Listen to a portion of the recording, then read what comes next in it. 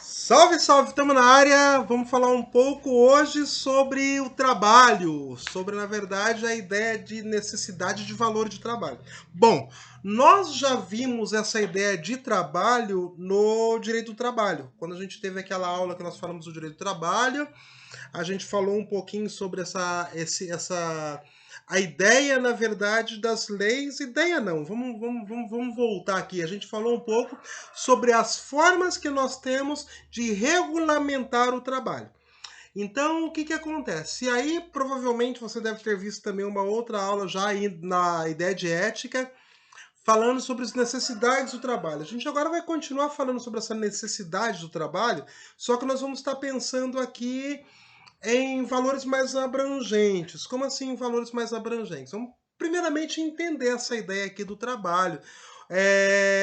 O que é, na verdade, esse trabalho e por onde ele se orienta. Olha, primeira coisa que a gente precisa ter em cabeça quando a gente fala do trabalho, né? A primeira ideia é pensar o que enfim é trabalho. Olha, se a gente for pegar aquela definição do dicionário, aquela definição do Aurélio, como costumo sempre citar, ou se não da Oxford, né? Oxford Languages, acho que é assim que fala, não sei. Meu inglês não é bom. Na verdade, é muito ruim, né? Falar que não é bom seria um elogio. Mas a definição de Oxford é que você consegue achar no Google, né? Então ele vai falar da seguinte forma: olha, o trabalho ele é atividades produtivas ou criativas e que o homem vai exercer para atingir um fim. Ou seja, eu me coloco em alguma atividade, essa atividade pode ser produtiva no sentido que eu vou fazer o uso da minha força física, ou pode ser uma atividade no sentido que vai ser criativa, um trabalho mental, um trabalho mais intelectual, e eu estou querendo atingir um determinado fim, ok?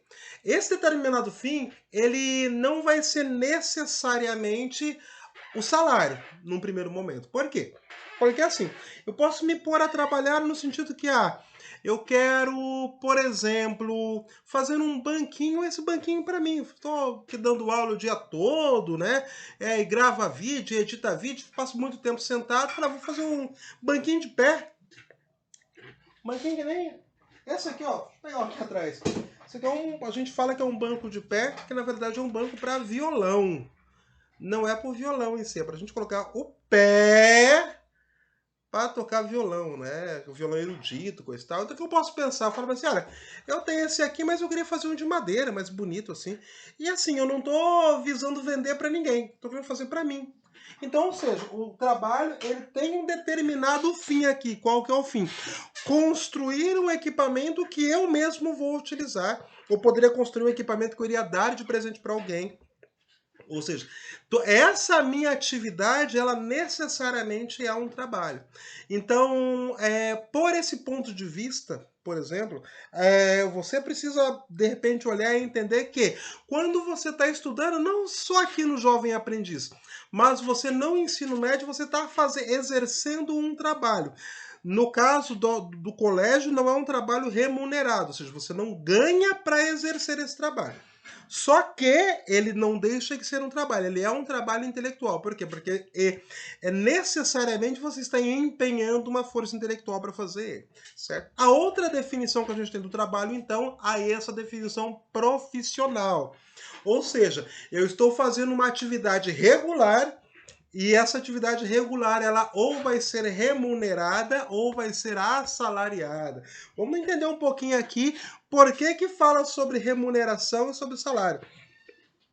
A ideia que o autor ele quis pensar aqui quando ele falava de remuneração, quer dizer assim, olha, eu faço um trabalho, vou novamente pegar aquele banquinho de pé ali, não pegar ele agora que vocês já viram, mas eu realizo uma atividade e eu faço algo com essa atividade e eu vendo eu estou vendendo esse produto. Ou seja, eu fui remunerado pelo trabalho que eu fiz. O assalariado, ou seja, eu tenho um valor que eu ganho que não é necessariamente o valor total daquele produto, porque ali está sendo empenhado uma série de outras coisas. Então, por exemplo, vamos supor que eu continue fazendo aqueles banquinhos para violão ali, para a gente apoio de pé para violão, né? Banquinho de pé que a gente costuma dizer. Só que já não é o meu trabalho manual. Estou trabalhando para Vector, por exemplo, que é uma das empresas que faz esse tipo de equipamento. A Vector, ela me pagaria, então, um salário. Ou seja, olha, pelo esse teu dinheiro, pelo esse seu empenho, eu estou te dando X quantia. Ou seja, a ideia é que ela tem uma diferença porque a remuneração ela está ligada com a ideia do não só do meu trabalho artesanal, mas a ideia do meu trabalho num conceito de profissional liberal, digamos assim, embora as pessoas erroneamente só vão usar o título profissional liberal quando a pessoa trabalha com já tendo uma graduação, né? E aí fala, ah, não, a pessoa que não tem graduação ele é um trabalhador autônomo. Na verdade, nesse caso, é só para diferenciar, só para querer criar uma espécie de casta, né? Mas assim, eu fiz o meu trabalho, eu coloco o preço, eu me remunero pelo trabalho que eu fiz. Eu sou contratado por alguém, daí o direito do trabalho vai estar pensando nessa ideia contratual, né? Faço esse trabalho e eu sou assalariado, ou seja, eu ganho um salário porque alguém está me pagando para mim estar exercendo aquilo.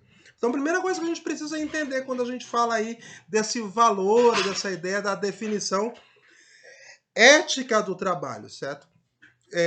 E assim, essa ideia da definição ética, essa ideia do valor que a gente tem, ela também é uma variante que eu vou encontrar em sociedades diferentes. Por que eu vou pensar aqui em sociedades diferentes?